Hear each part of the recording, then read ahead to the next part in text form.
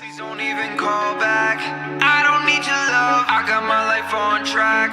Think I seen enough. I put down the thumbtacks and I started thumbing racks. Hit it, then I put it back. What's going on, everybody? Welcome back to another episode of Left Side Heavy, the podcast presented by Blue Wire Hustle. I'm your host, Jevin Lefebvre.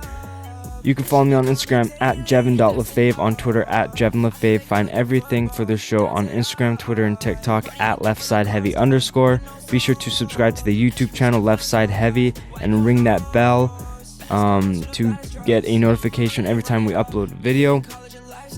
I'm bringing back Cory, Letendre, good friend of the show, Packer fan. We go through week 4 of the NFL.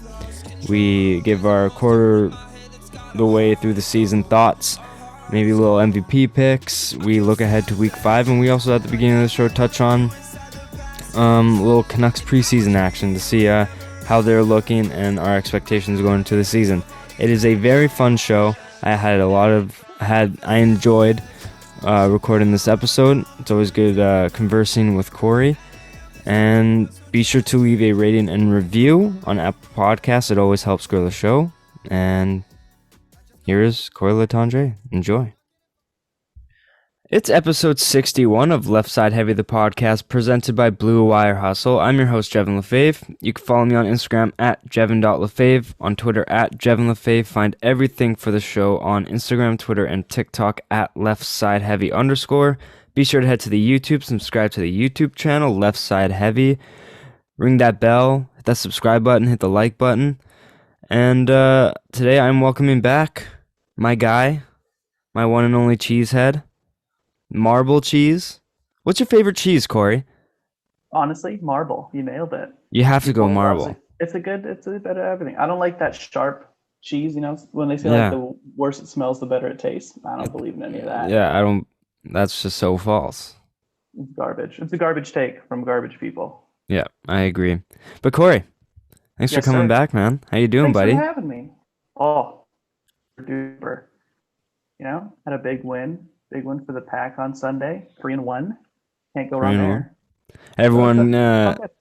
Everyone counted you guys out after that Saints L, and now you came roaring back. Yeah, right. It's like week 1. It's like 38-3, I think is what the score was. Yeah. And it's just like, oh, I guess Rodgers doesn't care. And Washed! You guys suck! Fire He's LaFleur! he's a bum. You should just start Love. Yeah. And, 3 in a row, just knocking them off, looking better and better each week. Hey, I'll take it. We're going all the way to the Super Bowl, baby. No, you're going to lose in the NFC Championship game. That seems to be our thing also. Man, I'll be so mad. Like, if I would rather they lose in the divisional game Yeah. and take it back to the NFC Championship 3 years in a row and Yeah. lose all I 3 years. I would be pissed too if I were you. Like, Right? I mean, I don't know what it's like because my team only won Super Bowls, so I don't know what it's like always losing in the AFC Championship game. But I can imagine it would suck. You get to find out probably for the next few years what it's like to never get even close. So, Not even make the playoffs. Yeah. We might be average for the next 5 years. welcome to the real world. But I'm gonna start somewhere else other than football. Ooh. The NHL preseason has started, and the Canucks there's a lot of bright spots that coming out of camp, and I wanted to talk a bit about that with the season starting next week. Have you caught any of the preseason so far? Just a few highlights. I don't watch preseason games. They don't matter. I'm not itching that much for a fix. Be like, I really want to watch some bad hockey.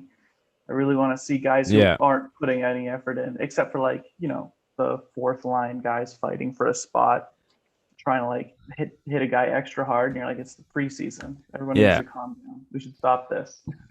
It's cool watching for our farm team, kind of thing. Kids. So and even just having a say of who you think, or you can voice your opinion on who thinks should come up or be called up for this player, that kind of thing.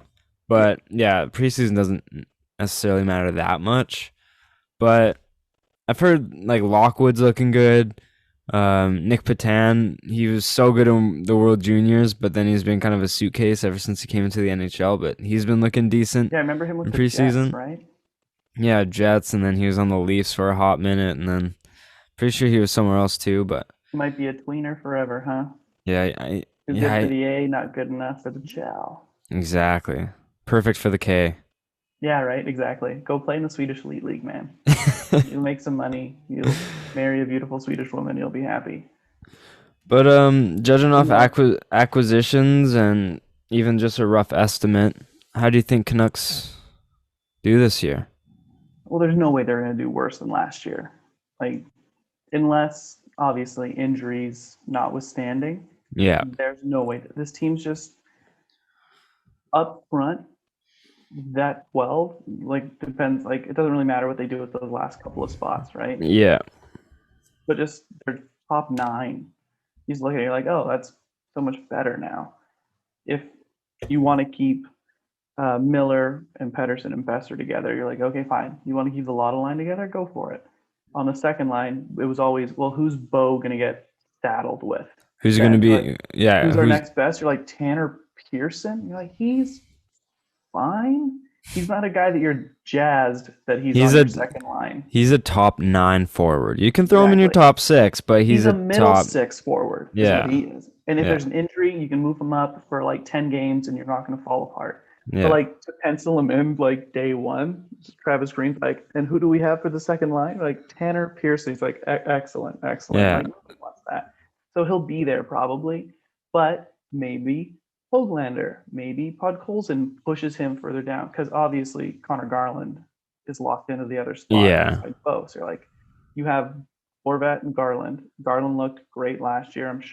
I'm hoping he's going to be great this year. Yeah. And then either Pearson, Hoglander, Podkolzin, one of those guys will more than likely be the fixture on the, or we'll get like rotated, like how we used to try with the Sedins. Yeah. And like, who's going to fit with them? Just rotating it through. And then you got Dickinson anchoring that third line. You brought Sutter back for a real cheap deal. I like it. Up front, they're looking good. Like Sutter is good when he's healthy. He's just never healthy. Or it's like it's a guy that you're like, why do you want to? You don't. Now that we're paying him $1 million a year, just under or just over like 1.1. He's just over, I think. You're fine. Like that's fine because if he's hurt, you're not screwed. But paying that guy over like $4.4 million a year, you're like, that's wild because he's okay when he plays, but he's not on the ice enough. But now that he's there, you're like, okay, between him and Dickinson, that covers the penalty kill for the most part. So Horvat can be fresher, playing the power play instead of bouncing around everywhere. No, I agree. I'm excited for the season. I think we're going to do better. I do think we make playoffs. I said top 3 in the Pacific, which I don't think is completely out of the question. California teams, I think we'll do better than. Seattle's a wild card, and I think we do better than Calgary. It's just Vegas, Edmonton. I think they're better. Just Edmonton, just because of McDavid and Draisaitl. They're definitely better than I expect them to. They should. Yeah. Much higher than the Canucks, I would imagine. And Vegas is obviously, cream the crop. Yeah. So, like Donald said he was like, I think Canucks were plus like 8,000 or something to win the division. I'm like, I might throw like $5 on that, just because. Yeah, right. Throw $20 on that. What do you got to lose? Because if you look at it, you're like, okay, they should definitely be better than the Ducks. They should definitely be better than the Sharks. Yeah. The Kings have a lot of young players, so if they make that jump, and who knows, right? Because he's like Kopitar and Doughty, and like if Quick can turn it around, or Cal Peterson's having a good year, like the Kings could make some noise. The Flames could make some noise. The Kraken, I think the Kraken are going to be pretty good. Not like they're not going to like beat the doors off everybody, but I think that lineup, and I'm like, they're just solidly like decent all the way through. Yeah, I think they're going to be competitive all year. Yeah, like I hope they make the playoffs. Like I don't think they're going to be the doormats of the NHL. No, because that's Buffalo's job. Oh my god. Or Arizona's job. What a like terrible franchise the Buffalo Sabres are.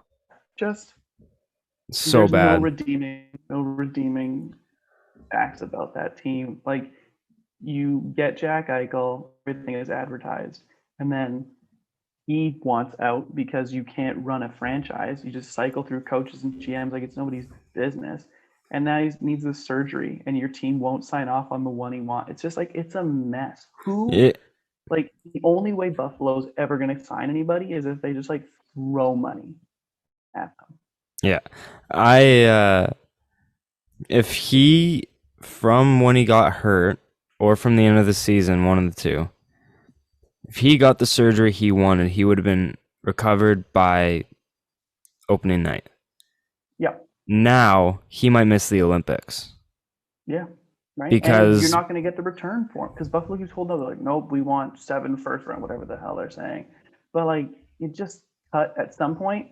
You need to cut your losses. It's a bad look for the franchise to be like to have your franchise player be so just like, nah, I don't want to be here. I hate it here. Trade me. And then to hold on to me, like, what does that do to your locker room? Like, it's so bad. Is the one where you're like, it's so like, it's not a huge roster, right? You get 23 guys, so it's a pretty tight knit room. Because then it's not like basketball where it's kind of a one man sport, or baseball, right?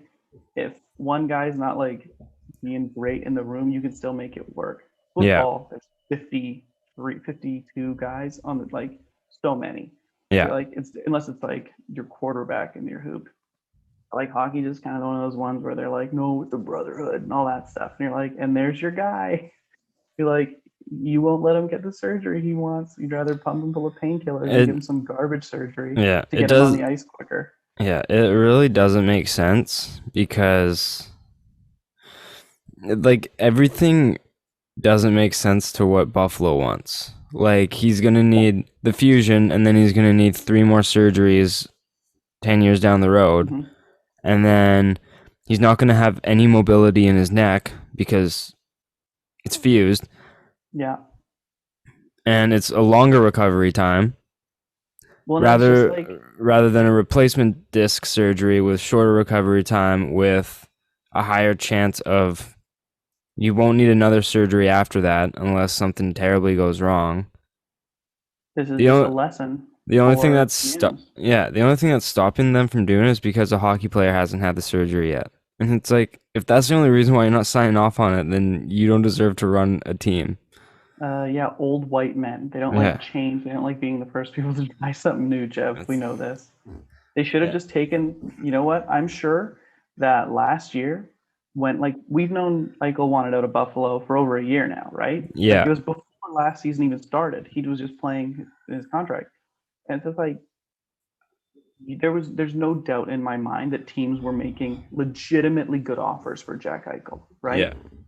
But Buffalo's probably just sitting there being like, nah, no, we want more. And now it's like, now what are you going to get for this guy? This guy who's going to miss the whole season this year probably. What team, if you're a team, you're the Rangers or the Kings, those are the two that are always rumored to be after him, right? Are you giving up like your blue chip pieces at this point for him? Right? If you're the Rangers, you're like, yeah, we'll give you Capo Caco. Not a chance. Right? Like, are you giving up Byfield if you're the Kings? No. Like, this guy's a huge wild card now. You don't know what you're going to get. He hasn't had the surgery yet. Buffalo's just going to be stuck sitting there with egg on their face like a bunch of idiots. Yeah. They deserve it. Yeah, I feel terrible for Eichel, but I mean, at least he's getting paid. That's true. That's big facts. This is a football podcast that we're doing today. It's a football episode. I just wanted to the ice and onto the grass. Yes, amen. The turf, artificial / real turf. You know what I'm saying? We'll start back. We'll play a little rewind. We'll start in Thursday Night Football. Jacksonville, Cincy. Cincy slightly takes the victory, 24-21. Burrow had a night, 378, 2 touchdowns, no picks. What were your thoughts on Thursday night? I've got 3 thoughts on Thursday night's game. I also wrote that Joe Burrow looked solid. Yeah, it's like he's looking more like the guy we saw last year, right? Yeah, before he tore the ACL. Exactly. First game this year, like, he wasn't quite there, and you could tell everyone's kind of getting the rhythm, but that offense looks like they're getting into the rhythm a bit. they're 3-1, but if you look at the teams they've beaten, they're not beating heavy hitters. But the teams they play over like the next 5 or 6 weeks look like winnable games. So like, or a few of them do. So they could very well be like 6-3 to start the year, 6-4. So the Bengals are not bad. It's a shame they play in a really good division because they're probably still. When we talk about like what's going on later, where we think quarter of the way through, it's a tough spot for them to be in. The Jags, oof. I mean, it's great to see them use Robinson finally. Yeah. He was great last year. Urban Meyer's a ding dong and was like, nah, we don't really need him. And then you like, no, feed him the ball and watch what he does. And he had, I think it was like 86 yards and 2 touchdowns. That was nice. How do you think he would have been utilized with Etienne? Do you think it would have been the same, worse, or worse? Even, yeah. Because I think Meyer really wanted to use Etienne in that like lightning scat back, give him like 10 carries and then throw it to him. Like he wanted him to be like Christian McCaffrey, is what it seemed like. And so James Robinson was going to have to be, he's getting exceptional 8 to 10 carries a game. To get and would have to blow it out of the water. So like, obviously it's never great for a guy to get injured and your teammate, I'm sure you're not cheering for it, but Robinson's like, all right, there we go. And then, even if like Etienne was hurt and could come back like partway through the season instead of being out all year, it would be different because like, you get the coach to trust you a bit more. And he's like, okay, this can be a 2-headed monster instead of just kind of running through Etienne. Yeah. Hey, whatever. And then Urban Meyer probably going to get fired. I don't know. Yeah, the Urban Meyer experiment doesn't seem to be working right now. I just read a little story. He went out to a club and was drinking or something, and ladies were dancing all up on his. Was that actually him? Yeah, he apologized for it today. He said that I shouldn't have let that woman dance close to my lap. Oh my gosh! He apologized to the team. He's so like, yeah, the players are all okay with it. Apparently, yeah. Jesus, I thought it was like someone who just looked like him, and social media was making it seem like it was Urban Meyer, but it actually was. Urban Meyer was out of there. Nah, man. That's wild. Hot stuff. But you know what? It's sad because I've always liked the Jaguars. They've always been like that team I kind of root for, like way back, like Mark Brunell and Fred Taylor. And it's just like they were so close to being good again, and they were really good for like 2 years. Yeah. And that whole defense was gone. Yeah. Like, oh, and you're back to trash. Yeah, you're just so bad now. Allen Robinson left, and then Jalen Ramsey left, and then Calais Campbell left, and it's just, do you guys have a team anymore? Now all they got is sunshine. Mr. Trevor Lawrence. He's like, I know he's thrown his interceptions, and obviously he has just as many losses as he's had in high school and college combined now, but I mean, he was going to Jacksonville. I don't think anyone's surprised with this outcome. No.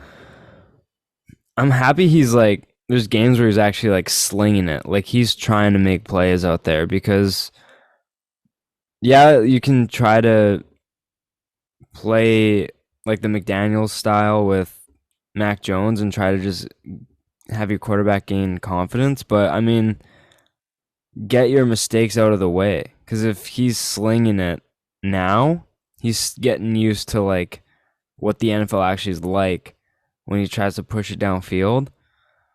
And I'm sure he's going to clean it up. And once the Jaguars get an NFL level offensive line, then I think he might have like a cleaner pocket and stuff. But I'm happy Lawrence is actually like slinging it instead of just running checkdowns all the time. For sure. Well, I mean, like his numbers yesterday he didn't throw a touchdown. Yeah. But he was 17 to 24, 200 yards basically. He ran in for a touchdown. He had 36 yards rushing. So it's like, it wasn't bad. And the Jaguars haven't been like complete trash. Like I know they're 0-4. So yeah, they're not good. But, they've looked okay here and there. 2 of their games they lost by less than a touchdown. So it's like building blocks. None of the rookies look great so far, and that's why teams should stop drafting rookies so high in the draft and worry about your line, your D and your O line a little bit first before you're like, nah, let's bring in this franchise quarterback. Like who? None of them. Teams always talk about like getting a franchise quarterback like right away. and like, oh yeah, in the top 10, this guy's going to be our guy. And you're like, how often does the guy turn out to be the guy? Like, look at the NFL over the last 10 years. Who have the top 15 quarterbacks been? Pretty much the same guys. Yeah. Like, you get these teams that draft these rookies, and you're like, nope, this is going to be the guy. Like, seldom is the case, sir. Yeah. Brady was a sixth Andrew, rounder. Russell Wilson was a third rounder. right? Rodgers went. I mean, Rodgers was supposed to go 1 or 2, and then fell to 20, but 21. Mahomes was 10. Like Yeah, but like what? Three quarterbacks were taken before him. yeah, but even just look at like the yes, now you're like, okay, Lamar Jackson's a top 10 guy, Mahomes is a top 10 guy, and they're both like pretty new to the league. And then like maybe Herbert is now, but it's like your mainstays have still been like, yeah, it's Rodgers, it was Breeze, it's Brady, it's like all these like old guard where you're like, yeah, franchise quarterbacks are hard to get. Yeah. So when you get these teams that take like, oh, we're taking Lawrence and we're taking Fields and we're taking Lance and we're taking Mac Jones, and I know I'm missing another guy this year. What's the guy in New York? He looks like a child. Zach Wilson. Looks right? like a Like Disney star. Guys, exactly, Prince Charming. And so it's like, what are the odds? How many of those guys end up actually being guys that you want to build a franchise around? Mm-hmm. Right? 1, maybe 2. Like, stop doing this. Yeah. What do you do? Or just, I don't know. Teams make bad choices in the draft. I'm still upset that the Bengals took Jamar Chase. It was a dumb pick then, and it's a dumb pick now. You should have taken the offensive lineman, you ding dongs. Let me run an NFL team. That's all. You know what? That's all I want. Get Cory Letendre in there. Let me be in charge. Just give me 3 years, and I'll make your franchise better. I promise. Promise. Yeah, I'm not taking a quarterback at 9, reaching, being like, he's our guy. He's gonna save my job. Dinguses. Let's get started with the Sunday slate. So Let's do it. Washington edges out Atlanta. Heineke had himself a day, but Cordell Patterson, he's been having himself a year. Give me your 2 cents about this game and kind of the underwhelming offense of Atlanta, because I know they've been like hit or miss. Like Patterson's been the only real highlight of this team. They were a team that's like, over the last couple of years, they haven't been good, right? But the offense was still something you're like, yeah, you could rely on them offensively to like put up points. They were just going to lose their games 30-24, right? Yeah, 40 to like, 38. Yeah, right? They need to just tear it down in Atlanta, right? Like, it's obviously not going to work. You need too much there, I think, to compete. So it's just like the perfect example is just like Terry McLaurin just outshined Calvin Ridley, right? Outshined? Outdeshawned. It's like, it was better. He like, so far this season, he's got about 100 more yards and 2 more touchdowns than Ridley. And you're just like, that should be Ridley in that offense, right? He's got the talent for it, but like, they're just kind of dysfunctional. And yeah, Cordell Patterson, it's fun to watch him after kind of bouncing around, being a gadget and special teams guy. 3 touchdowns yesterday, wild. But I don't know. The only thing that came out of that game that I look at and I'm like, that's like a positive and like something to be excited about for football going forward is Heineke. Like, just he's been balling out. Dangerous. You love it. I love how he's like so aggressive. Like, it's scary that he's like diving for first downs and putting his shoulder down. But that's so badass. Like, he's become, I think, the people's favorite player in the NFL is Heineke. You know who he is now? He's what Gardner Minshew was. Yeah. He's new Minshew mania, but he probably is a better quarterback. I think he's a little bit better of a quarterback. Right? But just like, he's just out there playing like backyard ball. Just doesn't care. Just like makes a bad throw, comes back out, shrugs it off. He's like, yep, well, just keep playing. Yeah. No, Washington, because they were down quite a bit, and they ultimately came back and won. Heineke 290, 3 touchdowns, no picks. They got a fun offense. Even Matt Ryan, Matt Ryan had a good day, 283, 4 touchdowns, 0 picks, but I mean, it doesn't matter. Took the L though. Dolphins are terrible. I'm sorry, Donald. It's a tough Donnie, but you just gotta tear it down. Yeah. You gotta tear it down. You gotta trade Matt Ryan for some sort of picks because he could help a team right now and just like, I don't know, figure it out. Yeah. We'll go breeze over this one. Buffalo gives the bagel to Houston. Davis Mills, 11 for 21, 87 yards, no touchdowns, 4 picks. Hey, you turn those numbers around and they sound pretty good. No, I mean, what do we do? This is what I wrote down. These are my 3 notes. Do we have to? Bills equal good and Texans equal bad. Note 2, 40-0 is sad. You're professionals and that's the best you could do. And then note 3, do you remember that clip of JJ Watt saying that there was a bunch of guys that didn't care about winning in that locker room? Well, there you go. Those are my 3 notes for that game. That's pretty much how it's been. But we'll just move on to the next game because there's really nothing to touch on there. Detroit, Chicago. Chicago 24-14. Battle for the North.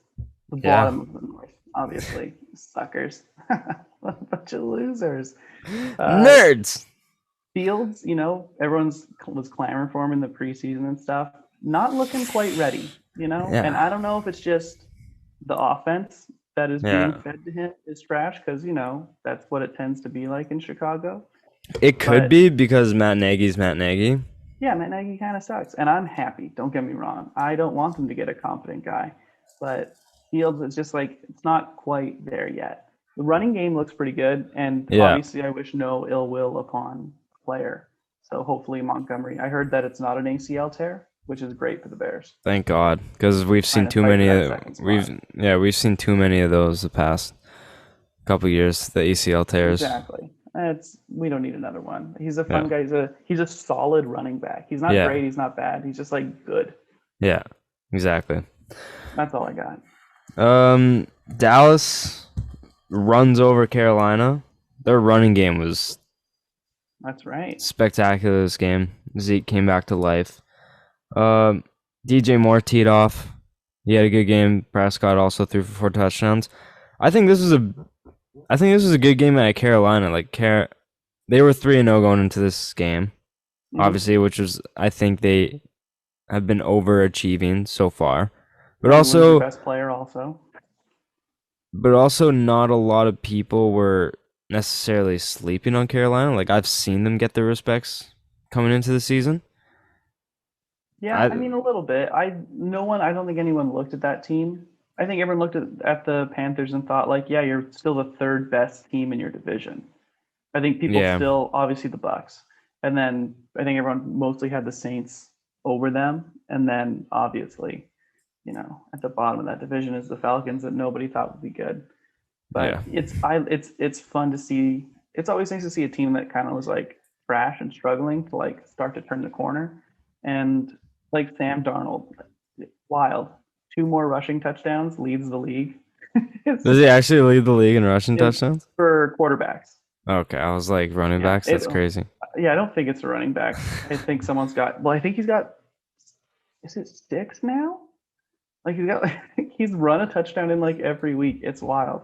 My other note is here I just wrote Adam Gase sucks. And it's the case with all the players he's coached.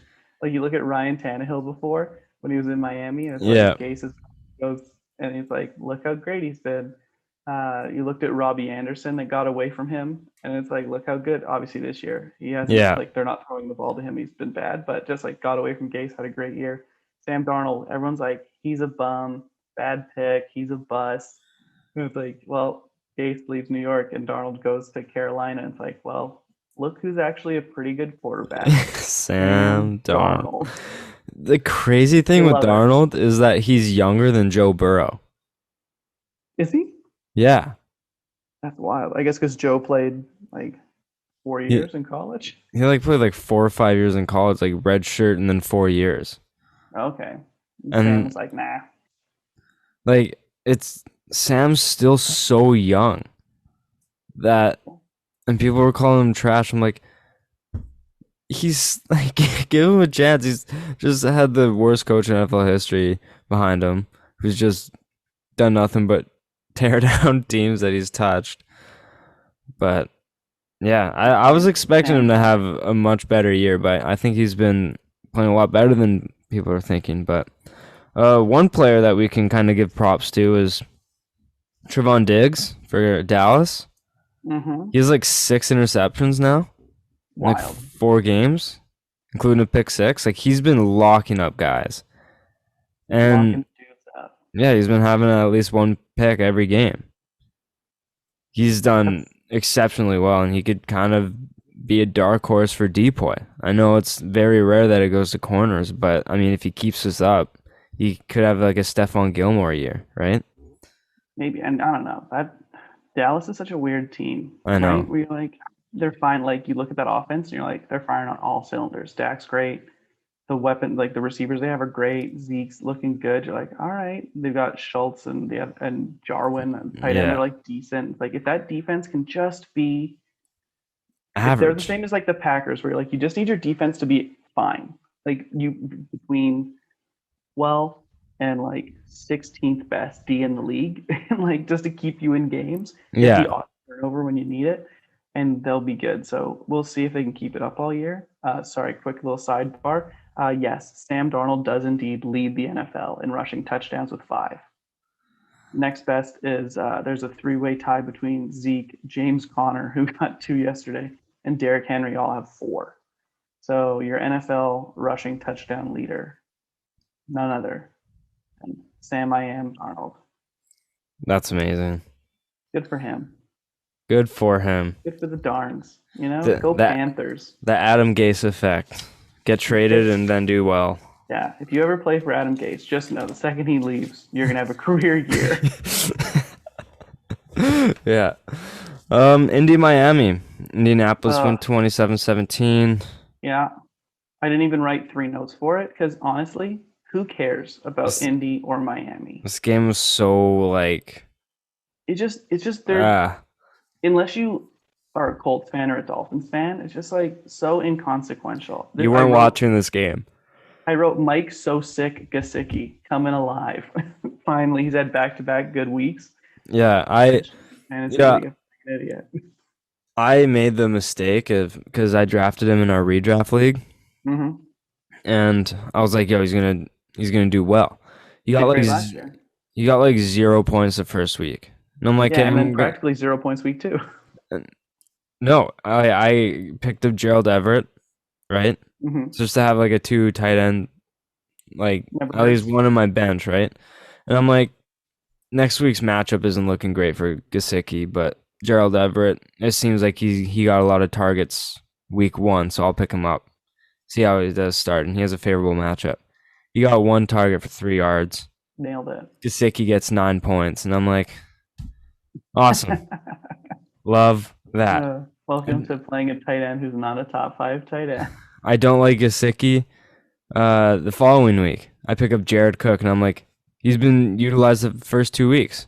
Play him, he gets 0 points, or like he gets like 4, and Gesicki goes off for double digits. And I'm like, maybe I'll just start playing Gesicki. Maybe he actually is. Maybe that week 1 was just an oddity, and then I started him, and he actually did well. So I think I just have to keep him in there. I think so at this point. I think the quarterback change helped him.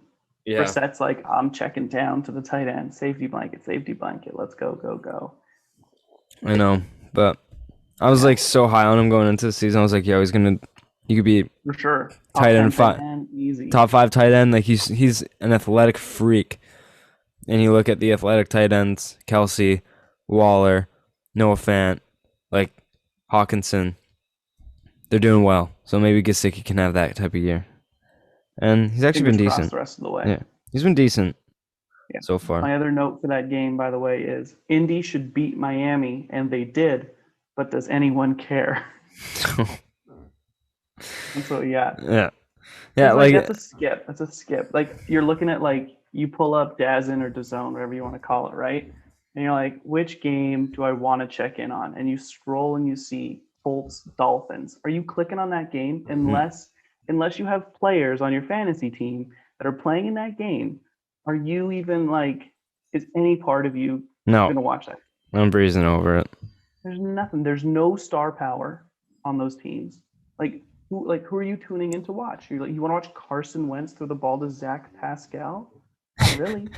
I mean, Taylor's a great running back, but like nothing else. On the Dolphins, you're like, do I want to see if Devontae Parker puts it together again this year? No, I don't care. No, yeah, no.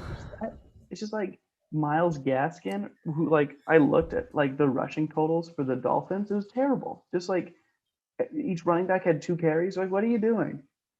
It's boring. Yeah, terrible. Yeah. It's a terrible game. We've given them enough airtime. It's one of the games that Red Zone just skips over to. They're like, this is okay. Yeah, right. Unless it's the only game in the Red Zone at that time, they're not putting it on. We'll go double box with a commercial break in the other game. So yeah, exactly. You can at least watch something and maybe buy a product. Yeah. Cleveland, Minnesota, probably one of the more underwhelming games of the week. Snooze fest. Like going into that game, I thought like, okay, here we go. Kirk Cousins playing like a top 3 quarterback right now. He's probably statistically has been the best quarterback this year. If you want to maybe go like PFF stats and everything, but he's had like over like 75% completion percentage, clean pocket or whatever, and he's thrown a good amount of yards, touchdowns. I don't even know if he's thrown a pick. Classic Kirk Cousins. But until it's a primetime game. Yeah, he's been playing well, but like even Dalvin Cook, he only got like 35 yards. Like there wasn't really any highlights from this game. Yeah, the only like this is what I pulled out of this game. 3 notes. Here you go. Number 1, snoozer of the week. Number 2, blah blah blah defense. And 3, is Baker kind of trash? He was 15 for 33, and he threw for 155 yards and no touchdowns. Like I dropped him to pick up Heineke. Baker Mayfield has 2 touchdowns in 4 games. Like it's just, I know they're a running first team, but is he the guy? Like, is he the guy that's gonna lead them to like playoff victories? And like, is he gonna get you a? Like, is it the system he's playing in? Like, maybe. Like, are they trying to like rein him back? 'Cause I remember before he would take more risks, and I understand that it's like you look at like the weapons they have, and you're like, okay, well Landry's out, so you just got Beckham, but like even they didn't like OBJ barely did anything in that game, so you weren't like really forcing the ball his way. Yeah, but like, you have Chubb and Hunt, so yes, you're gonna run the ball, but like even still, I don't know. He's like. I don't know. He's a good thrower of the football. I don't know why they don't utilize it more. Like he throws a good ball. Like he's accurate and he can throw the ball deep. He has one of the more underrated strong arms in the NFL. I don't know why they don't utilize it more. They're kind of wasting it. I'm just looking at the numbers. Baker, trash. That Baker is burnt. Yeah, Baker this year, 74 for 113, 935 yards, 2 touchdowns, 2 interceptions in 4 games. Right? Take out the yards, take out the yards. Maybe cut the yards into 3, and that's Kirk Cousins last week. Right? Like it's just, I don't know. I know he's never gonna he's not gonna be Mr. Touchdown. Like he's not slinging it all year because their defense is good enough that they shouldn't be like blown out in games. So he's not gonna have to throw it all the time and. They're going to run that ball between 20 to hopefully 30 plus times a game. Right? Yeah. Like, so I get it. You have 2 very good running backs, but just, I don't know. Just if I worry with quarterbacks like that, where if they play that style too much and then all of a sudden they need him to turn it on, where it's like, is he going to have that mojo? Yeah. I don't know. I don't play professional sports. I don't even play recreational sports. Who am I to tell him? All I know is it was a boring game. Yeah, we're over here trashing NFL starting quarterback and the top 1 percentile of like athletes. Like, listen here, you bum. No more than a touchdown. You're so stupid. A touchdown a game. You're so dumb. My ass. Eating a bag of chips. No, I get it. He's a million times better than me at football. Just I don't know. I don't know if he's the guy for them. But he sucks. He's a bum and he's a loser, yeah. That's right. You're not even a has-been. You're a never was. Yeah. And never will be. Hayden Barton, this one's for you. The Giants get their first win of the season against the Saints. Man. Daniel Jones threw his first interception threw his first interception of the year this year. He And sure did. he's been playing pretty freaking good, man. Like, he's been having a good, respectable season. Like, he has Yeah, well, it's 'cause that 1,100. team's not very good. He has to throw the ball a lot. Yeah, 1,100 yards, 4 touchdowns, and a pick in 4 games. Like, I've seen worse, and he's rushing the ball like good too. He just threw for 402 touchdowns. Obviously, the interception too, but no, I think he's been respectable. And Saquon, he had a good He had a game, decent game. like good I fantasy mean, he game got the at least. winner. Yeah, He got the winner in OT there. You're like, that was huge. He had Yeah. he had a good game. Rushing was like fine, like 4 yards a But- carry. That's the standard, right? If you get 4 yards Yeah. a carry, it's a good game. but honestly, Yeah, that's pretty good. they have a shitty O line against a good run defense, and I think he had a pretty respectable game for. Oh, for sure. I'm all That. about it. He did better than I was expecting him to do. As athletic as he is, it's hard to get anywhere with a shitty O line. I definitely thought the Saints were going to win that game, and it wasn't going to be close. So, my 3 notes on the game, here we go. Note number 1, hilarious. Number 2, Winston, I thought he looked better after like his terrible week 2, but like just not close to the guy he was in week 1. And I think every week that's what it's going to be like for the Saints. You just aren't going to know What you're getting. out of Winston that day, and that's like the risk reward with that guy. They'll play next week, and he'll be like, "Yeah, I'm lights out." He'll only miss 3 passes, and he'll throw for 3 touchdowns and 400 yards. You're like, nailed it. And then the week after, he's like, "I threw 4 picks, guys." And it's just that's the game they want to play, and it's like you didn't want to. Didn't want to go with Taysom Hill as his like real quarterback because nobody knows or thinks he's probably a real quarterback. Oh my god, yeah. And then Danny Jones, playing pretty well. Got the team to win. Yeah. Maybe they can build off of it. Probably not. I don't know. But it's nice to see. It's nice to see teams that suck win a game every once in a while, and it's always hilarious when it's against a team that should beat them. I know. Like, how many survivor pools do you think got F? So many. Like, they're like, "Yep, taking the Saints," and it's just like, "Nope, you lost." Speaking and the of Giants probably aren't going to win a game in the next 5. They got the Cowboys, the Rams, the Panthers, the Chiefs, the Raiders, the Bucks. Like, that's their upcoming schedule there. That's going to be hard. Take the W where you can, guys. Congratulations. And take that top pick and get a fucking offensive lineman for your team. Oh my God, please do it. You need it so bad. Yeah. Sticking in New York, the Jets get their first win as well against the Titans. Jets, Jets. Man, when is the last time both New York teams won at the same time? In overtime, no less. They were talking about it all over the broadcast. That throw from obviously Zach Wilson to Corey Davis, that touchdown pass, that was a pretty ball. That was a nice toss. He dropped that in there like a little basket. Was it double coverage? Pretty sure Corey Davis had 2 guys on him, and maybe one guy came late. One guy like on his hip, and the other guy was coming over the top or something like that. But yeah, it was just like one of those things where like that's a perfect throw. Yeah, shout out to Zach Wilson. He had a good game. 297, 2 touchdowns and a pick. I mean, Tennessee, come on, like Zach Wilson. As much as he had a good game, Tennessee's defense is bad, vulnerable. They are not. They're gonna have to score a lot. And I mean, I'm not gonna totally put this loss on Tannehill. You're down your top 2 receivers, like Julio and AJ are both not playing. You're throwing to Reynolds, right, or McNichols. Good luck. So I'm not. This wins on the defense. Tannehill, they on offense, like Derrick Henry, ran his heart out. 33 attempts.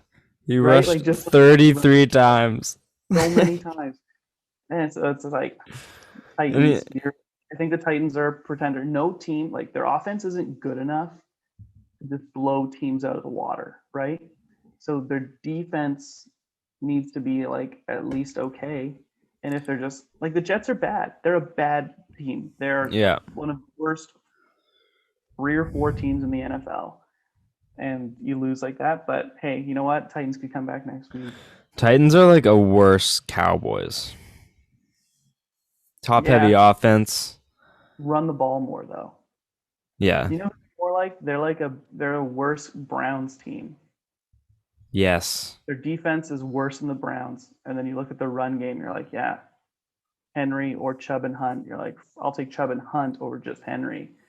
And then Yeah. like you look at like receivers, you're like, okay, yeah, like OBJ and Landry, and you're like, well, Julio kind of maybe a little bit washed and old now. Who knows?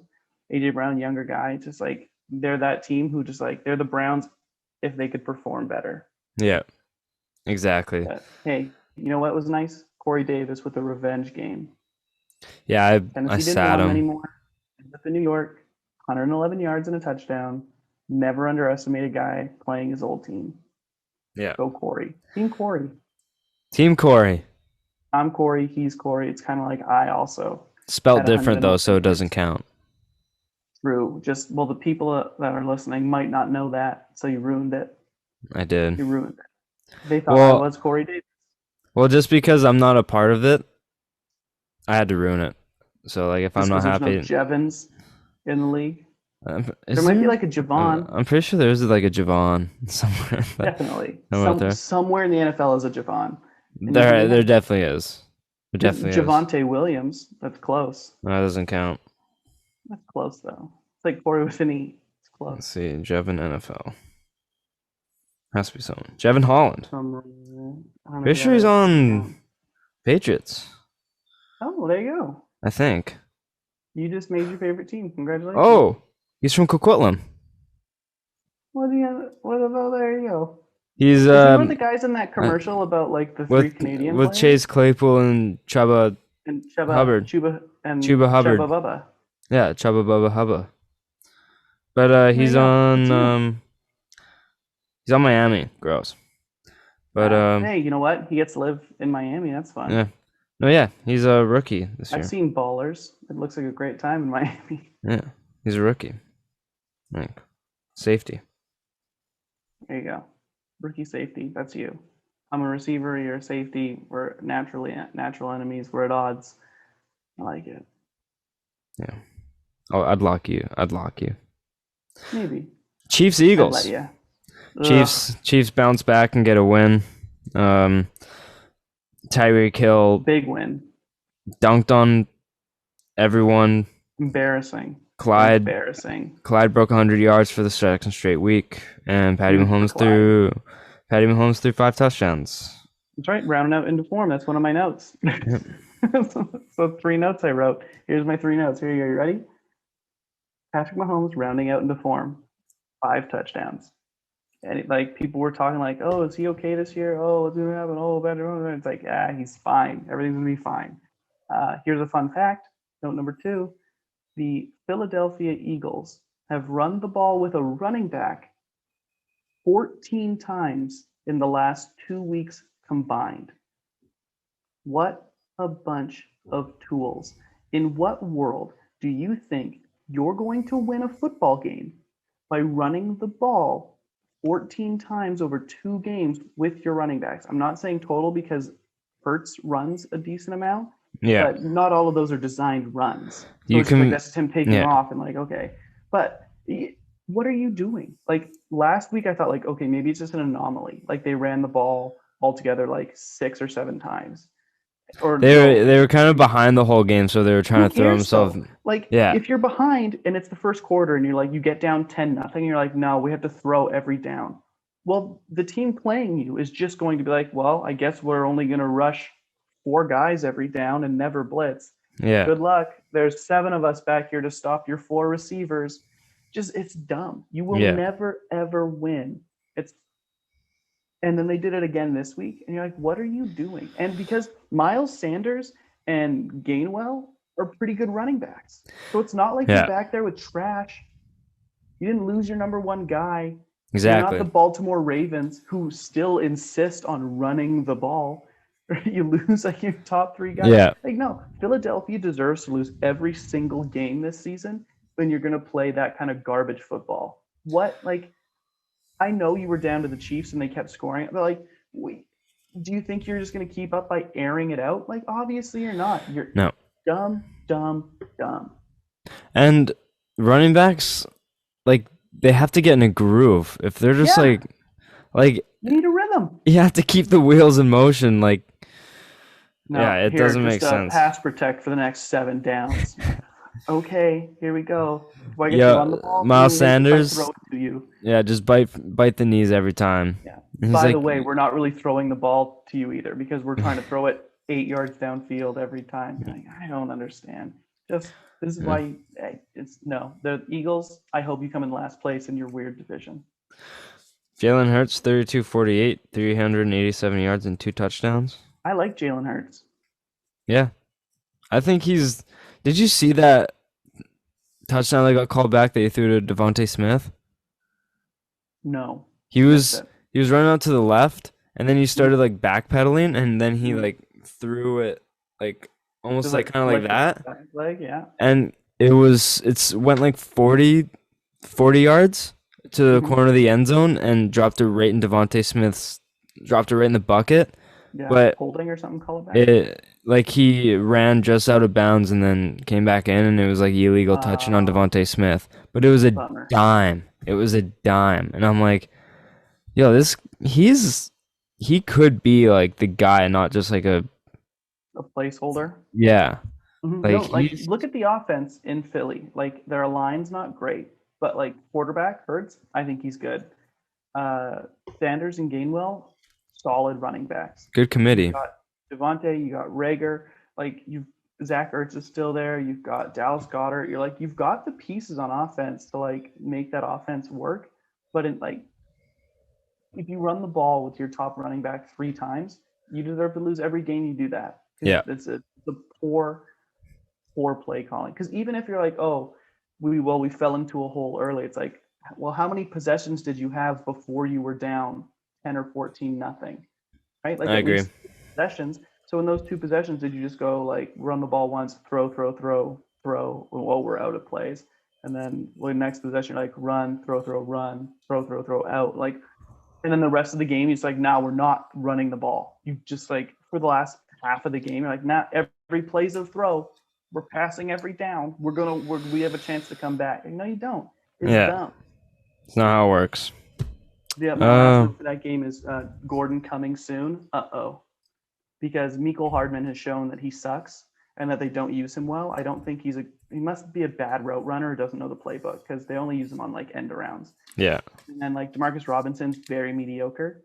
So if and apparently Gordon's looked good in like their practices and stuff with like the practice squad, and it sounds like they're promoting him to the main squad this week, and he has a good chance at playing. Obviously, probably doesn't like explode week 1. But if he if he's 70% of what Josh Gordon can be, that's a solid 3rd option. I was talking to Hayden about this. He might not be like a fantasy option, but in the red zone, he's a big guy. He's a good jump ball receiver. Like that's where Cleveland, whenever he was like kind of battling an ankle injury before he got suspended again, or released. Mm-hmm. When like he had ankle problems or whatever, he would come in for like one play and he caught one pass for 12 yards and it was like a red zone touchdown. And I was like, he got me a decent amount of points, so I'm okay. He got me 8 points and that kind of won me my week. So, but he's a good jump ball receiver and like he's 6'3", he's like 220 or something like that. I don't know. Like in Kansas, like Kelsey's good, but like you need a jump ball receiver on your team to like throw those 50-50 ones. And especially like let's say they get down or just red zone or not, wherever they are, you're like Mahomes drops back. It's like, oh, they've doubled Kelsey. Hill looks like he can't break free with whatever he's doing. It's like if you have a 3rd option, you're like, well, they've dedicated extra guys to them already. Well, I'll just outlet there. Boom, there's the valve. Yeah. And then if he gets doubled, it's like if he's fine in KC, wow, just game over, man. That offense is just gonna roll people. Yeah, 100%. Because they're never worried about game script. They'll run the ball if they have to. And he's a great coach. Yeah, he is. He really is. Big old walrus. Cardinals are 4-0 after putting up 37 against the Rams. This was something I was not expecting.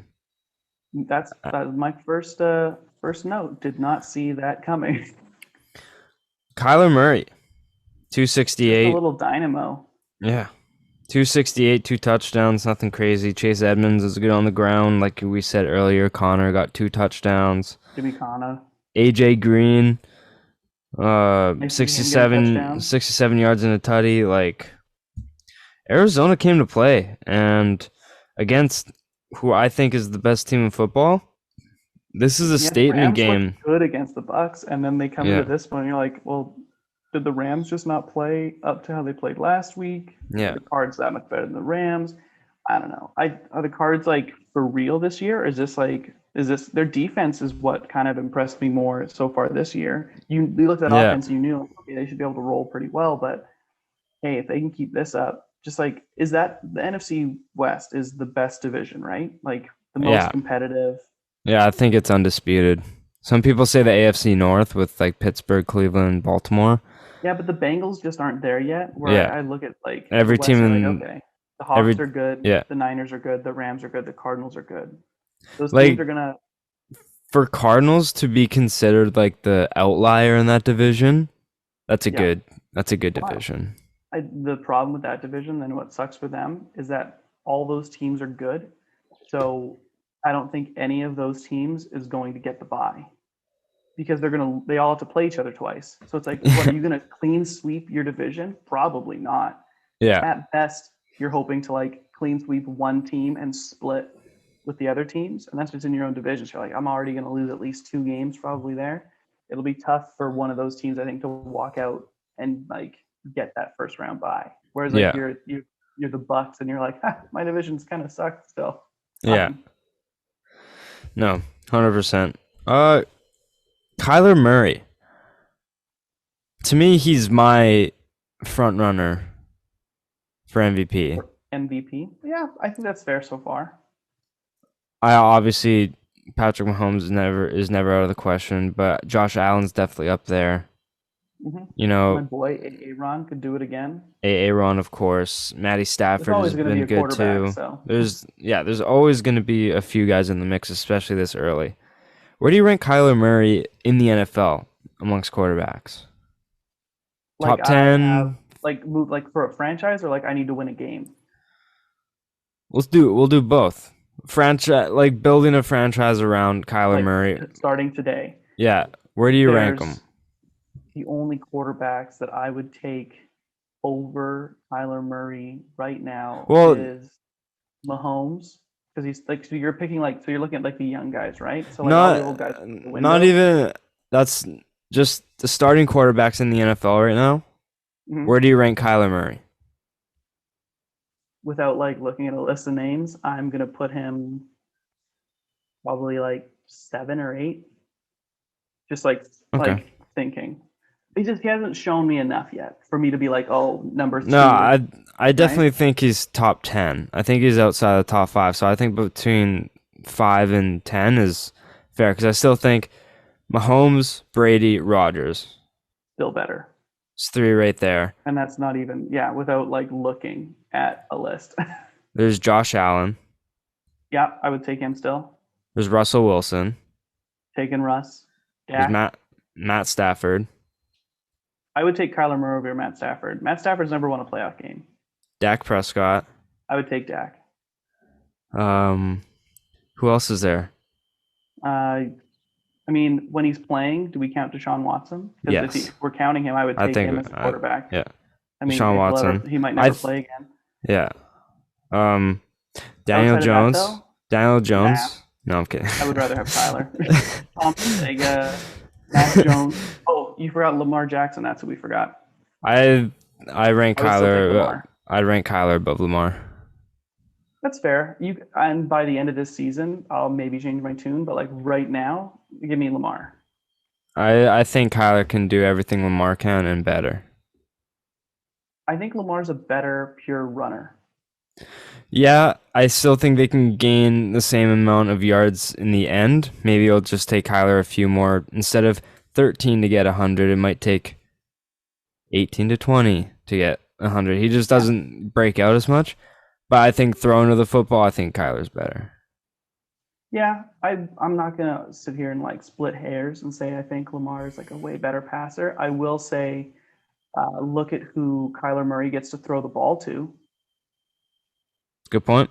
He's had Larry Fitzgerald, who like wasn't spectacular, but like He's blew for hands. doesn't He's got doesn't DeAndre drop him. Hopkins, AJ Green this year. Christian Kirk's pretty good, right? Chase Edmonds and Connor aren't bad out of the backfield. So and then you look at like Lamar, and you're like, well, who's Lamar been throwing the ball to? Hollywood Brown, Mark Andrews is a good tight end, but it's like he doesn't have those options. Hopefully, I want to see when Bateman gets in, maybe next week or the week after, and like if he can pick it up and be that like reliable receiver for him. That's where I think the unfair knock on Lamar comes in. You're like, well, he can't throw. It's like he's throwing to guys that aren't good. Yeah. Like I don't know why that team doesn't make an investment in a wide receiver. Yeah. Like why didn't they push for Kenny Golladay? Yeah, that's true. Where do you rank Herbert? Would you take him around there? Yeah. I want to. I think there's some. Herbert, I think, is going to be very good. Like I think I'd take Herbert over Kyler. I just think he's just more of a traditional quarterback, right? Like he's not going to scramble as much as Kyler, and granted, like he also has Keenan Allen. He had Hunter Henry before. He's got Mike Williams, Austin Eckler back there. He's great weapons all around. But also some of the throw. But also like, yeah, that helps. But it's not like he's throwing up like favorable balls towards the DBs, and the wide receivers are helping him out. He's putting it. Herbert is throwing dimes too. Like, did you see that pass to Keenan Allen where he dropped it right in the pocket against the Cowboys?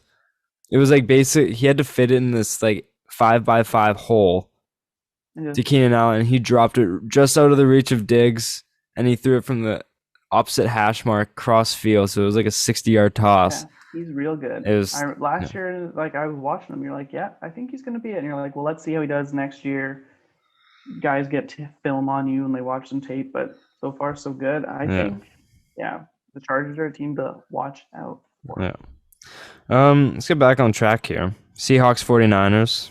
Seahawks edge them out by a touchdown, 20-21. This one I didn't necessarily pay. Every kind of game like that to go. And I did pick Seahawks over the 49ers. I just had me and Hayden were talking about it, and he's like, I'm going 49ers, and I'm like, I just have this gut feeling that Seattle's going to win, and I'm just not going to bet against that, just because it's just like, Seattle, I feel like they have San Francisco's number. Like they've in the past, they've just like beat them. Yeah. Other than the recent years. Out of that game was Jimmy goes down, Trey comes in, looks bad to start, but then looks good, right? Like finishes pretty strong in that game. Is Jimmy done? Is Jimmy done in San Francisco? Or are they going to move on to Trey Lance? Is he going to get Alex Smith out of this job? Gets hurt. I think next week's going to be big. Let's see how Trey Lance does. If he shows out, who are they playing next? I do not know. Let's see this. That far into this. See who can find it first. Oh, it's a race. They are playing the Cardinals. Arizona. Well, I got it first. I win. I think if he can go in and beat Arizona, then I think Trey Lance might have to.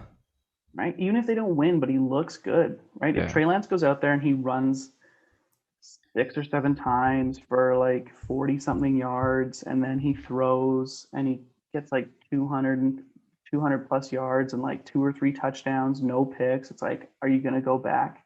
Or is it like, no, we'll just stick with this guy now and go forward? Yeah.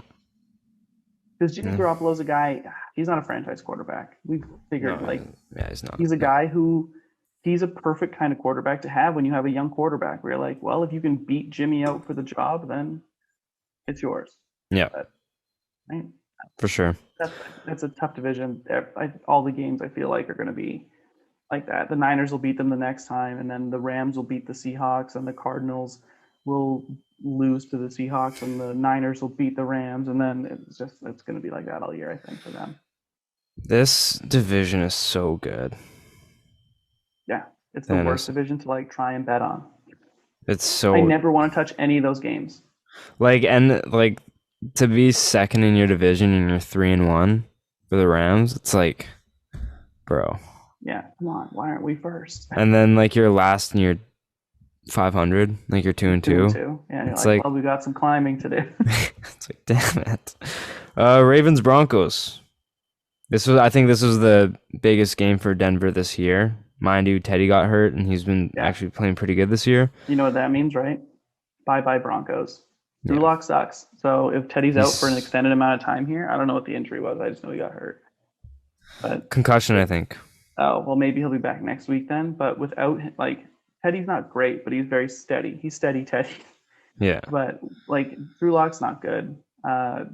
Yeah, I don't know. I forgot that the Broncos were 3-0 before this, so that was a fun surprise. I'm glad they lost. I don't like the Denver Broncos, never have. I hate John Elway. He beat the Packers in the Super Bowl, so that horse-faced freak, he can go to hell.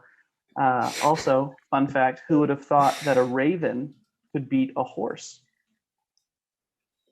Think about it. Who would have thought? Who would have thunk?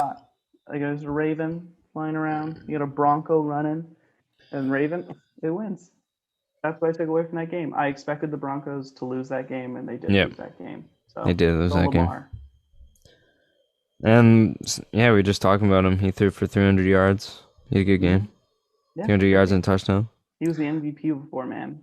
Put some respect on his name. Marquise Brown finally caught a ball. Yeah, welcome to Hollywood, baby. That last week when he dropped like 3 touchdown passes. Yeah. Like in like 2 drives. And that's why you look at Lamar and you're like, yeah, how am I going to blame him? Yeah. Like if he's just feeding it to corners and safeties and you're like, fine. But when guys aren't catching balls, that's not his fault. He can only put it where you can catch it. If you don't catch the ball, it's on. You can only do so much. You can't throw and catch at the same time. Kyler Murray's over there throwing it to guys that are great at catching the ball. Yeah. Your Packers 27-17 over the Steelers. Yo, Big Ben's done. He's shot, man. He is he sucks on the road, and he has for a few years. But it was just like even worse. You're like, man, you are a shell of a man. I wrote my note about Big Ben was Big Ben is toast, right? Yeah, my buddy, he's a Steelers fan, and he tweeted back at me. He's like, "Hey, show some love for my Steelers," and I'm like, "Okay." The next week, he's firing off tweets. He's like, "Yo, at Steelers, Big Ben just ain't it, man." Like he's talking shit about Big Ben. They have nobody else there. And like that's a team where I don't understand why they haven't tried to draft or bring in a quarterback over the last. Ben's been on this like steady decline. Where it's like, well, you can see that he's not the same as he was. Yeah. Let's maybe try and bring someone in and like he can learn the ropes for a couple of years and you could have like a nice slow handoff. Yeah. But instead now they're just stuck with Ben. What are they going to do? Maybe they trade for Jimmy Garoppolo. Maybe. I was talking about this, and I know it's probably like not even a discussion now, but like this was before he got, I think when he was being traded from Miami, Josh Rosen. I was like, Pittsburgh should trade for Josh Rosen, sit him behind Big Ben for a bit, and then maybe he can play good because he's been thrown into Josh Rosen sucks. Josh Rosen, but he also got tossed into like a terrible Arizona team, and then got traded for Kyler Murray. Obviously, traded away and then drafted. And then Josh Rosen sucked. And then got sent to Miami, who was also sucked. Yeah. And then he got traded because they drafted Tua. I think he deserved a bit of a better chance. You know why he's getting traded, Jevin? Because he sucks. He's a bust. I think he deserved another chance somewhere. 3 chances. Yo, he was given trash teams. I think if you give him a decent team like Pittsburgh, he could have at least gotten a more fair opportunity. You're wrong. But that was also, but that was back then. I've completely forgot about him now. He's a bum. Josh Rosen's a bum. I agree. I just this was from when he was being traded when they were bringing in Tua. Less of a bum. Yeah. Like when Tua was getting drafted, I was like, why not bring him to Pittsburgh and he can sit behind Ben for a bit because Pittsburgh actually has anybody a decent team. fine. Yeah. But now they have Dwayne Haskins behind him. Yeah. Ohio State quarterbacks. Yeah. Man, yeah. If I'm the Can't trust him. if you're the Niners and Trey Lance looks good, I would be like, hey, Pittsburgh, your window is still open and you have you should have a very good defense. Jimmy Garoppolo, he can game manage you into the playoffs. Yeah. At least he's not going to over and underthrow all of your receivers. I watched that game yesterday, and Ben, like, tip to tail, baby. Yeah. Just it's bad. I'm watching him, and like his receivers are hating him. I'm seeing like sideline shots of Juju on the bench, just looking rattled because he was open for 2 touchdowns running down the field, and Ben just missed him twice, and then he missed him more. And Ben, like, 4th down, game on the line, you need this to convert, and you threw the ball like 4 yards short of where you needed to for the first down. Like, what are you doing?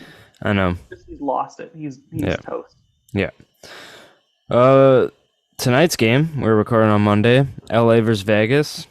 I think it was slightly underwhelming in the first bit. Like, it was like 7-0 after the first quarter. Raiders made it a game. Raiders did make it a game. That throw to Henry Ruggs, that deep ball from when they were in their own 20, and then Derek Carr threw an absolute dime to Ruggs. I thought that was unreal. But yeah, they just come up short. I believe it was like 28-14 for the Chargers. I bet Chargers money line and over 52, and that just didn't happen. I need 10 more points. Yeah. But like we were saying, Herbert, big field goal punt to end the game was awesome. That was so cool. That was so weird. But Herbert, 25 for 38, 222 with 3 touchdowns. Austin Eckler had an absolute game. He feasted 7 yards a carry. You know who didn't have a game? Either of their top 2 receivers. Allen and Williams both just were quiet. I needed Williams in a couple leagues. I needed him in one league, definitely. The other one was just for like points on top, but didn't come through. I was facing Keenan Allen and was down by like 2 points going into the game. I was like, who knows? Toss up. And it's a PPR league. So Allen caught like 7 balls for like 40 yards. And I was like, well, Mike Williams got 1 for 11, so that's also good. Just like, all right, cool. There's that win. I'm now appreciate 0-4. That. Just brutal. I'm doing really good in 2 leagues and really bad in 2 leagues. Have you ever met Owen? Owen who? Yeah. 0-4? Did you see that thing with Cleveland account? It was like, hey, yo, Cleveland, can I get a jersey? And then they replied, they're like, yeah, like, who's it for? And he said, Owen. And it was like, Owen who? And then he said, 0-1, go Steelers. Yeah. Got him. Yeah, it was fire. They just got absolutely dunked on. But yeah, the Raiders, just like too little, too late. Yeah, hey, you know what? 3-1, not bad. That's another fun division. Yeah. Like, I think the Broncos are the worst team there. Obviously, the Chiefs are probably the best team there, but like the Chargers and the Raiders both could be wild. Like, one of those could be a wild card team for sure. Yeah, 100%. I totally agree with that. Who is your player of the week? So I did a running back, a quarterback, and a receiver for best and worst. My top running back, I'm giving him a little bit of shine here, and it's a cheat. I'm giving it to Cordarrelle Patterson. Technically, he's a running back, but just like guy bounces around from team to team. He's a gadget guy, special teams, and he's just been pretty good last couple weeks in Atlanta. He gets 3 touchdowns yesterday, 82 yards through the air, 34 yards on the ground, puts him over 100 total yards. That's my number 1 running back. My best wide receiver, I would imagine it would be yours as well. Tyreek Hill, 11 for 186 and 3 touchdowns is just stupid. It blows my mind still that week after week teams can't contain him.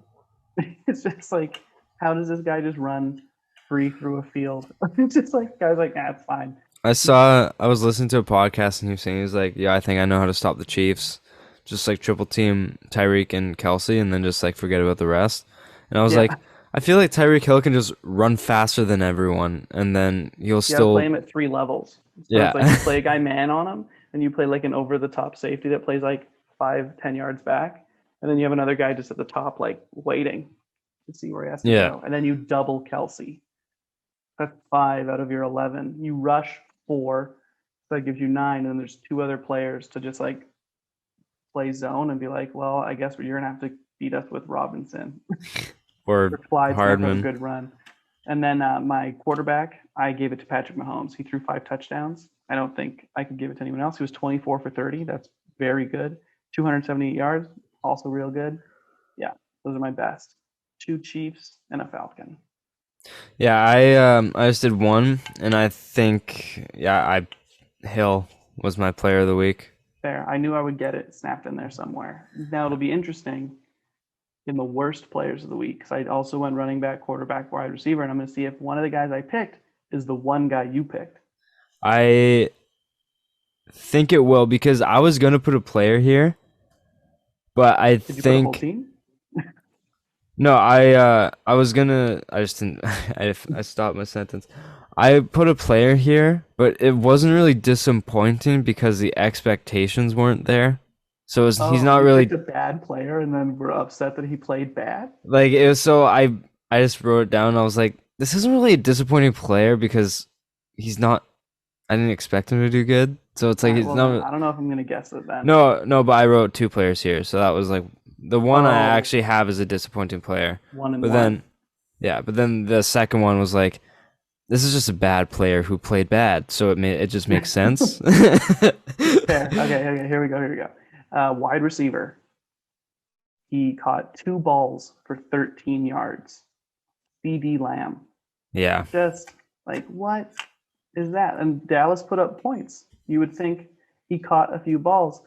And then the name escapes me, their third wide receiver. They've got Cooper, they've got Lamb. Cedric Wilson. Nope. It's a different guy. I can't think of his name. Not Gallup, right? He's hurt. That's him. Yeah, he's hurt. Okay. I think he's hurt at least. Yeah. So I thought like, oh, Lamb should eat a bit more. And I know they ran the ball a lot, but still, just huge disappointment for the game there. Running back, Chris Carson. He had 13 carries yesterday. You know how many yards he got? 23. 30. Like just over 2 yards a carry. Just Yeah, not that's garbage. very disappointing. And then my biggest disappointment of the week. Let's see if. Boy. Oh, my boy, Tom Brady. Tim Brody. Yeah. Yeah, I was gonna put him too. Bad. Yeah. 269 yards, decent. 0 touchdowns in the return to Foxborough. Yeah. With a team that is stacked to the gills with talent. I know Gronk was out with 8 broken ribs and a punctured lung. Wild guy. But and he'll be back in 2 weeks with a flak jacket. It's catching a touchdown in the red zone. 1 catch for 6 yards and a TD. But I don't know. Bill just game planned very well. Yeah. Bucks. And it was just that was the most disappointing player out of all of those guys. It was just like, you returned home after all this, and that was the performance, Tom. You're better than this. Yeah, I was expecting more of Tom. The player I put down was Baker Mayfield. Fair. He's trash. Because he's been you still threw the ball 33 times. And you only completed 15. Like, you had a below 50% completion percentage, threw for 155 yards, and you've only thrown 2 TDs on the season, and you threw nothing this game. Yeah. Bad guy. You are better than that, and he's just been disappointing to me this season. And the fact that you dropped him shows a lot about Baker. Is And I picked him fairly early in that 2 QB leagues. I was he'll be a solid option. He should get me 18 or 19 points at least every week. He should throw 200 yards and 2 touchdowns. They're a very good team. He's got good weapons. Yeah. And then it's just nah, I don't want to do that. Yeah. I hate him. In the show me your TDs. Player. Yeah. I waited on my quarterbacks till late, past the 8th round, late in a 2 QB league, pretty much. Yeah. And they're both in the top 10, so I'm happy. Who are your guys? Jalen Hurts. Solid, yeah. And Daniel Jones. Jalen Hurts went in the 8th round. Maybe early. I can't remember when. You must have picked him earlier, because I would have taken him before that. He must have gone in like maybe maybe got in like the 5th or 6th. Maybe I was waiting to take my second quarterback past the late, because a lot of Daniel people Jones went late. Because a lot of people took 2 QBs before the halfway point because it's a 2 QB league. So you tried to. So maybe I did take Jalen Hurts like fairly early. I waited. He was like a 10 or 11th ranked. Yeah, I waited a while for Daniel Jones. Yes. Yeah, he's been great. And going into it, I picked Fields to take over Jones. Yeah. Because I knew Fields would be starting, and I'm like, Daniel Jones is gonna suck. I'll just start him for 2 weeks. Start him for 2 weeks, and then when Field is in, then I'll start him. But then I was like, okay, he's playing good. Yeah. Maybe next week, and then next week I'm like, jazzed about Heineke. Yeah, I wanted Heineke too, and then I went to go pick him up. Points. Went to go pick him up, and he was done. He was gone. I'm like, damn it. And that's why I texted you. I was like, yeah, do you want? I like how you were like, yeah, you're over the QB limit. Oops, wait, I also would be. And I'm like, I was like, okay, do I drop Fields or Jones? And I'm like, definitely Jones. And I'm like, but Jones is actually like being productive right now, and I can't give up on that, because that was me. Because I was like, well, I could drop Baker or Trey Lance, but I'm like, I like the upside with Lance more when he finally gets that job. And he had a better week than Baker this week, and playing half the game. He played half the game. Who was your bad player? That was the that did bad. Davis Mills. Oh. He threw 87. Disappointment of the week. 87. This guy that shouldn't be in the NFL. 87 yards and 4 picks. Fair. Worst. Yeah. So worst player of the week, definitely. So I wrote that down, and I'm like, that's not really disappointing, because it's almost expected against like Buffalo. It's probably disappointing if you were Davis Mills. Yeah. The thing is, though, is like Davis Mills, he's a quarterback where you have to sit him for at least 2 years before he can maybe make some noise in the league. Yeah, he's not a this year player, because Belichick wanted him if he couldn't get Mac Jones, and I would have been happy with that because he fits the Patriots system well. But he's just not this year quarterback. Yeah. So they're gonna lose out. Yeah. So that was week 4. Before we get some time for the press, I want to go over some next week games that you're kind of looking forward to. Ooh, all right. I'll give you my rapid fire answer for who I think is going to win the game. Well, I was just going to get you to look at week 5 and any games that stood out to you. What games do you? Oh, okay. That's fair. I can do that too. Yeah. Because we don't have to go through every game. Okay. That's just something. Let me go backwards. Here. My app is frozen. Oh, no. They actually, for once, have a good Thursday night game. I'm taking the Rams. Rams over Seahawks. Looking forward to that game. That could actually be a decent game. Depends how. Game. Yeah, depends how Seattle comes to play. I mean, the Packers and Bengals is interesting to me, not to anybody else. Am I reading? Yeah, Sunday, October 10th. We're playing Thanksgiving Sunday. The Packers are playing in the morning against the Bengals. It's happening. We should beat them. Not a very interesting. Not interesting matchups, honestly. Yeah. Cleveland Chargers. Yeah. Niners Cardinals. If Baker doesn't. Bills Chiefs. If Baker doesn't play like a complete wuss, maybe that could be a good game. I hope that the Chargers stomp them. It'd be hilarious. There's Herbert out there shining. You got the Cardinals and the Niners. Is it going to be Trey Lance? I don't know, but that could be an exciting little match. I think so, because I think Garoppolo's going to be out a couple weeks. I think Garoppolo said that. I'm excited about that game. Yeah. But yeah, Bills Chiefs is going to be unreal. Exciting, yeah. And the Colts are playing the Ravens. And again, I know I talked shit about the Colts earlier, saying no one cares about them, but that should probably be a good game. Yeah. And it's the Monday nighter, so we have nothing better to do but watch it. Exactly. Yeah, Chiefs Bills. Ooh. Sign me up. That's the game of the week. All right. Time for the press. You obviously know on the show we get fans or listeners to send in questions and we answer them on the show. We just have one because I got the Instagram story out late because Instagram was down for all day. Wow. Like 60% of the day. Dropping the ball, bro. Exactly. And this is actually Facebook, WhatsApp. I saved this topic specifically for time for the press. How do you feel about the Super Bowl halftime show? We The whole got rap show. Eminem, Kendrick, Love it. Snoop Dogg, Solid. Excellent. Dr. Dre. Dr. Dre, and then I forgot the woman's name again. Mary J. Blige. I love it. I love that they're going and like they're just like full sending it hip hop. Yeah, It's just like usually they do like a blend, right? They'll have a rapper or yeah, like someone in the hip hop like industry on, but they with like a pop band, right? Like they like mix it up like that. But they're like, exactly. nope, we're going full, which is like kind of surprising because whenever I think about the NFL, I think of like stuffy old white dudes running around owning the place. Like who's making that call, Yeah, right? But they were like, no, we want Dr. Dre. That's the yeah. halftime show. I'm excited. I think it should be a super fun show. I think the show itself is gonna like the production behind it. I think is gonna be very well done, and I'm excited for how they kind of split up the sets because they gotta Right? like play collabs and stuff, and then each person's gonna have their own. Like I'm thinking that each of them are gonna play a song, and then like the feature of each of that song is gonna be someone else's verse from a popular song of theirs. Does that make Mhm. sense? Yeah, I gotcha. So it's I'm like you wondering get like how they everyone know this. I would love to see incorporated. them all. I would love to see them all doing each other's songs, That would be cool.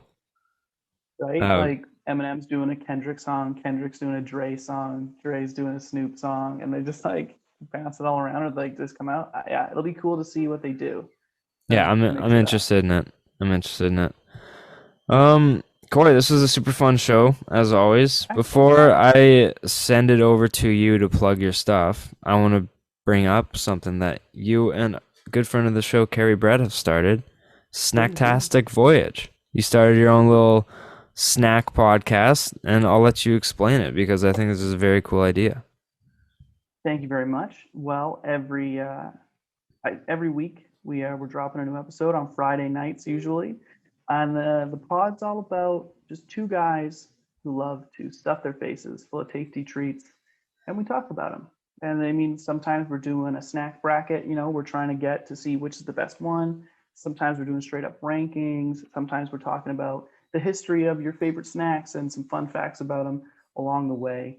We've got some Halloween episodes that'll be dropping later this month. We're gonna do a 32, the top 32 Halloween snacks that you would get to Ooh, fill your little bucket, fill your little pillowcase up.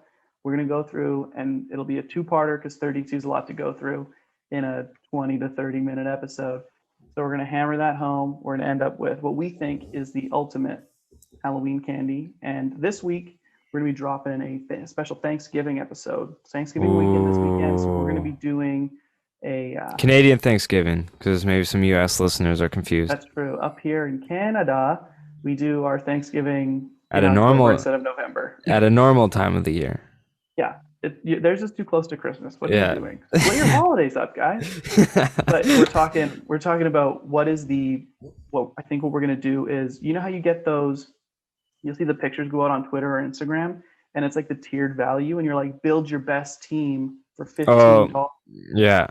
We're gonna do a build your best Thanksgiving meal with $15, and we're gonna have tiered items. Ooh, Like $5 is turkey, right? Like you got to pay big for the protein, and we're gonna go like that. We're gonna see who can build best Thanksgiving dinner. love that. We're also gonna shit talk what we originally ate at like think of like the first Thanksgivings. We're gonna research. We're gonna talk to people, let the fans know what people were eating back then, and we're gonna talk about how bad it probably was. All the spices they didn't have. Think of they're cooking things in the ground like a couple of saps. So Yeah. that's what we got going on. That's a Snacktastic Voyage with myself and Carrie Brett. It's a good time. Who We got needs to 20 to come 30 on the show again? He was one of the OG guests. I think Well, he was like a clearly few one of us episodes wants to in. do more. You know, Yeah. this guy right I here. mean, I love him a lot too because he's a fellow Patriot. So Shut up. Do you want me to not come back? Fine. You can hold out for Carrie. See if Mr. Brett comes back on the show. Just keep you waiting in the rain like you're a little kid waiting to get picked up from school and your dad never shows. It's like, Carrie? Is that him? And then the car just drives by and it splashes you with the water you as know it goes. what? I'm not gonna upload this episode. I'm just gonna have carried. I'm gonna send him this episode, and he's just gonna record the actual answers, and I'm just gonna mute your ass, and then just put his. Just leave my picture and just have his voice dubbed over. Yes, I think the Patriots are the best team in the league. Kind of like, have you indulged in Squid Game on Netflix? We just finished. We pushed the pod back an hour because you're like, well, I want to watch the end of the football game. I was like, nah. Me and Dell, we finished Squid Game. I'm most of the way through episode 1, and you're just there. And dude, she's good. And I'm listening or I'm watching it with the English dubbed over instead of subtitles. No, don't do that. No, it was the automatic setting, and it was so weird because the words just weren't matching the mouth movements, right? And I'm just like, this is almost kind of creeping me out in a way, and I'm like, I might have to change this up. Do it, change it up. I remember do you remember Parasite? When like pandemic first started? No, I did watch that with subtitles also. But there was that Money Heist show on Netflix. Yeah. Right? And you could watch that with like the English dub or just watch it in Spanish and read the subtitles. So much better just watching it in the language it's done in. Because it's weird. So all of a sudden like a mouth moves like that and then you're like, what words were they saying? And you're like on the screen, it's like in English and it's some weird person doing kind of an accent. And you're like, you're hearing a white person, but they're Korean. I don't know. I don't like it. And it's almost show, though. And it's almost like the intensity doesn't match up if it's dubbed over. Does that make sense? Exactly. Because they're not acting it; they're just watching it on a screen and then saying the words, so you don't get that performance out of it. Yeah. Yeah, it's not. I'm gonna go into the settings of the Netflix of Squid Game and change it. How far into the first episode are you? What have you seen? He just got to the game. Like he accepted the invitation to it. He called the number, hopped in the van, got gassed, and then woke up in the bed. And then I was like, in the room full of everybody. Yeah. And then I'm like, I'm super, super tired, and I'm gonna go to sleep. And then I went to sleep. So do you know anything about the show? Like, have you heard like what I've seen? Just, like, winging it. It's like a bunch of. I've seen it a bunch on social media, and I was like, I'm really in the mood to watch a movie like last night. And then I saw Squid Game. I'm like, no, do you know what? I'm gonna check this out. So I started watching it. And I'm like, it's interesting. So I'm gonna so good. Yeah, I'm gonna maybe crush a couple episodes before I go to sleep tonight. I'm not gonna edit this tonight, but fine. Yeah, you don't need to edit it. We were perfect the whole way through. Yeah. What are you talking about? I've all day to do it tomorrow too, so I'm just gonna wait till tomorrow. But yeah, this was fun, Cory. Thank you so much for coming on again. Thanks for having me. Plug your social media and where they can find your podcast. You can find me on Twitter at Letendre _. That's LETENDRE because just my last name was taken by some schmuck who doesn't use Twitter. So that's always fun. So you find me on there if you want to, hit me up. Hey, if you've got a news story especially too, I'm always on the hunt for those also. Producing over at CKNW, baby. Oh, yeah. You find me, you send me something, I look good to my bosses. I listened to you last night. Did you? A little bit. How'd it go? I heard your funky little voice. I liked it. My sweet baby voice there, speaking when spoken to on the radio. You can also find the Snacktastic Voyage on Instagram, snacktastic.voyage. Easy to remember. It's a great name. It's a fun little podcast. If you've got, between 20 and 35 minutes to kill, a nice little short one while maybe you're eating a snack yourself, come on over to the Snacktastic Voyage. Join us. Jeff, we're going to have you on soon. We're going to talk about gluten-free snacks. Are you sure? Like, do you want to get listeners? Because that might not be a great idea. There's celiacs out there. They're sad. They're lonely, and they're looking for love. So yeah, we're out there. We're a very inclusive snack podcast. We're not talking about just the good stuff. We're going to talk about the stuff that sucks too. Dang it! I would be honored to come on. But yeah, you guys know where to follow me. Once again, on Instagram at Jevin.Lefave, on Twitter at JevinLefave. Find everything for the show at LeftsideHeavy _ on Instagram, Twitter, and TikTok. Intro outro music is Savage by Tom Ivy featuring Six Man, part of his Get Well Soon mixtape. Everywhere you find your music, so go check that out. And Cory, once again, this was fun. Next week, the NHL preview episode is coming, so stay tuned for that. And we will see you guys next time.